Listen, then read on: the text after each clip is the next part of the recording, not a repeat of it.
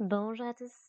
On se retrouve aujourd'hui pour une nouvelle review de la saison 2 de Winx Club avec un épisode mais qui était space dont je me souvenais un petit peu, mais pour le sujet que ça essaye de traiter, c'était space. Donc dans cet épisode, on va voir l'introduction d'un nouveau membre du corps enseignant. D'ailleurs, on n'a revu aucun des professeurs de l'année dernière, ou quasi. Le professeur Palladium, on l'a toujours pas revu. On a vite fait aperçu le professeur Whizgiz. C'est spécial comme saison, je trouve. Mais donc voilà, donc on va avoir l'arrivée du professeur Avalon qui va se révéler être le mystérieux chevalier servant qui les avait aidés dans la forteresse du Phénix. Alors là où c'est bizarre, c'est que tout l'épisode en fait se passe comme une pièce de théâtre racontée par la fée messagère, dont j'ai complètement oublié le nom, s'il a seulement été nommé, qui nous explique en gros que quelques jours après le retour des Winx à Alphéa, il y a eu une espèce de tempête qui a fait sortir soudainement du lac de Rocalus un énorme mur qui ressemble beaucoup, si vous avez vu 2001 l'Odyssée de l'espace, à cette espèce de monolithe qu'on voit justement dans le film. Et donc, qui est là, qui sort du mur, et en gros, Faragonda va demander aux Winx de le détruire. D'une manière ou d'une autre, elles ont carte blanche, faut juste qu'elles s'en débarrassent, quoi. Sauf qu'elles vont mobiliser toute leur énergie disponible, on va dire, et elles vont pas réussir à briser ce mur. Et donc bon, elles vont se poser pas mal de questions. Tekna dit qu'on dirait pas un métal ni un minéral, que c'est comme si le truc n'existait pas. Très intéressant comme concept. Et en gros, alors que les Winx vont assez vite abandonner, en fait, les attaques qu'elles ont lancées ont l'air de les avoir épuisées, vraiment vidées de leur énergie. Je trouve que c'est un truc qu'on voit beaucoup plus dans cette saison 2 par rapport à la saison 1. Ce côté, le pouvoir des Winx n'est pas illimité. Elles ont des limites, elles peuvent pas l'utiliser tout le temps. C'est intéressant comme concept. À voir comment ce sera exploité durant la saison, mais c'est intéressant de voir qu'elles peuvent perdre leur pouvoir à force de trop l'utiliser. Ce qui n'était pas du tout le cas en saison 1, pour le coup. Elles pouvaient combattre pendant très longtemps. Donc voilà, sauf que Bloom est déterminée à détruire ce mur et donc va rester sous la pluie, sous le vent, sous la tempête pendant que ses amis sont retournés à Alpha. Va continuer à balancer des attaques jusqu'à complètement perdre connaissance et être ramenée à Alphéa par un homme encapuchonné, qui est vu un peu plus tôt dans l'épisode en train de les observer et qui a l'air surtout d'analyser les pouvoirs qu'elles ont mis en place. Alors là où c'est chelou, c'est que du coup, c'est censé être le professeur Palladium qui va se révéler juste après, quand Faragonda va leur expliquer que c'est elle qui a créé le mur et que c'était juste en fait pour leur introduire un nouveau cours de magie auquel elles vont avoir droit. Mais du coup, le mec, il est vu en train de les observer de loin dans la pénombre avec sa capuche et tout, en train d'observer leur pouvoir et avec un sourire que je ne peux décrire que comme sinistre. Donc soit c'était juste un red flag de la part de l'épisode pour nous donner l'impression que c'était une figure menaçante et que en fait tout va bien, soit c'est qu'il y a quelque chose de bizarre avec le professeur Palladium. Le professeur Palladium, le professeur Avalon. Déjà que le mec il débarque dans la forteresse, qui se débarrasse des tricks et qui se barre. Genre je sais pas s'il a été envoyé par Faragonda, peut pas l'aider un peu? Non? Non? Bon d'accord. Donc voilà, donc en fait ce que Faragonda essaye de leur expliquer, c'est que avec cette deuxième année, comme elles vont atteindre le niveau 2 de leur étude de magie, il va falloir qu'elles mettent un peu plus de forme en fait dans leur magie. Jusqu'ici, c'était plus bon bah je balance un peu ce qui me vient à l'esprit. Là, il va falloir ça soit un peu plus structuré. Et c'est du coup le cours qu'est censé leur donner le professeur Palladium, le professeur Avalon. Je vais y arriver.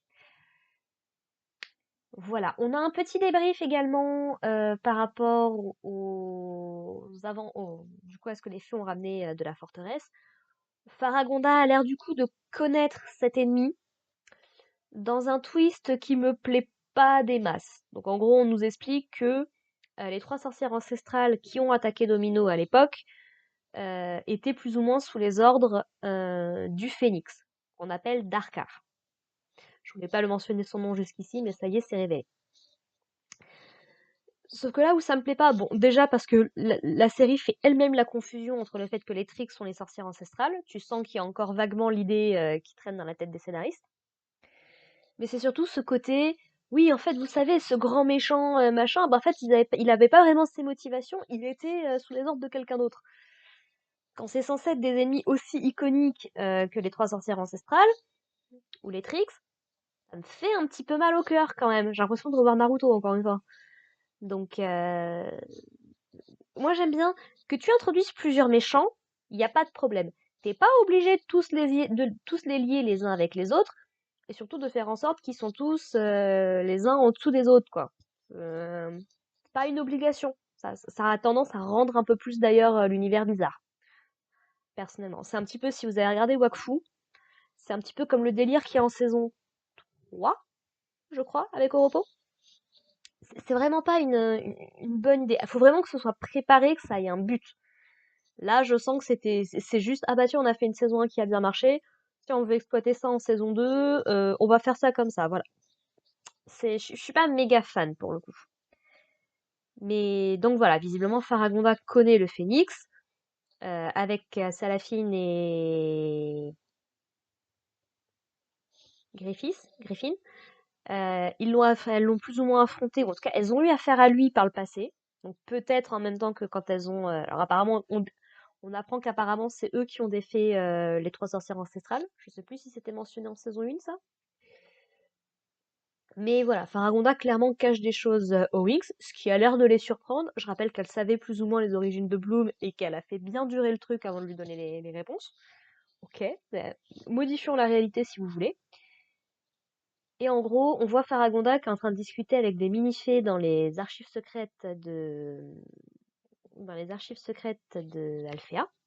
Donc on a la mini-fée qu'on avait rencontrée au début de saison, mais on en a trois autres.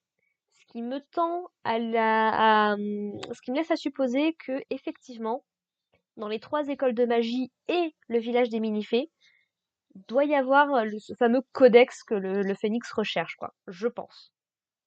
Et elle montre quatre artefacts, on sait pas trop ce que c'est. On verra ce qu'il en est à l'avenir. Mais ouais, non, c'est intéressant. C'est intéressant. Et du coup, elle demande à Layla de rester avec le mini-fée à Alphéa. Bon, déjà pour qu'elle puisse étudier tranquillement, mais aussi parce qu'effectivement, le Phénix épie leurs moindres faits et gestes. Si elle retourne au village des mini-fées, il a qu'à la faire suivre. Et bingo, problème résolu, quoi. Voilà, voilà. Et puis juste dans le fond, histoire de rigoler un peu. On a Brandon et Sky qui viennent un petit peu à Alphéa parce que Sky, il est pas content que Bloom l'ait pas rappelé. Je sais pas comment, mais il est au courant qu'il y a un nouveau professeur qui a débarqué et que les filles sont complètement obsédées par lui. Et donc, il monte dans un arbre pour les observer, mais en faisant ça, il assomme un castor. Et en gros, les castors, pour se venger, vont commencer à grignoter l'arbre sur lequel ils sont, et donc l'arbre va tomber, donc ils sont punis pour leurs actes. Pourquoi pas? Encore une fois, épisode plus ou moins filler. En tout cas, il a des implications importantes, mais il est présenté de façon filler. C'est vachement chelou, encore une fois. Donc, voilà. Et du coup, bah voilà, l'épisode se termine là-dessus, et on attend de voir ce qui va se passer dans la suite des événements. Voilà, voilà, j'ai pas grand-chose de plus à dire. Ah oui, j'ai oublié de préciser ça. On a effectivement Tekna, Musa et Flora qui ont leur connexion parfaite avec trois des mini-fées qui restaient. Et voilà, elles passent pas mal de temps ensemble. Et on a un élément qui est assez intéressant qui est mis en place, c'est la jalousie de Kiko par rapport au lien entre Bloom et Locket. Bon, ce lien, il est très très peu exploité honnêtement pour l'instant. Mais j'aime bien le côté, parce que Kiko, c'est quand même l'animal de compagnie de Bloom depuis des années. Et là, il lui accorde plus la moindre attention. Et ça le dérange un peu, quoi. Oh, Bloom, regarde-moi, je suis là, j'existe. Donc, ça fait partie des trucs que j'aimais bien. À voir si ce sera vraiment exploité correctement ou pas. Encore une fois, voilà, si j'ai commencé cette série, c'est vraiment pour confronter mes souvenirs de l'époque, de quand j'étais gamine, quand j'étais à fond dans les Wings, et un regard peut-être un peu plus mature, peut-être un peu plus cynique aussi d'ailleurs, euh, sur une histoire qui est peut-être pas forcément aussi bien construite que dans mes souvenirs. Donc, Voilà, j'espère en tout cas que ça vous plaît, que ça vous dérange pas, que vous passez un bon moment. Et puis bah, je vous propose qu'on se retrouve la semaine prochaine pour parler de l'épisode 8. Allez, portez-vous bien les gens. Bye.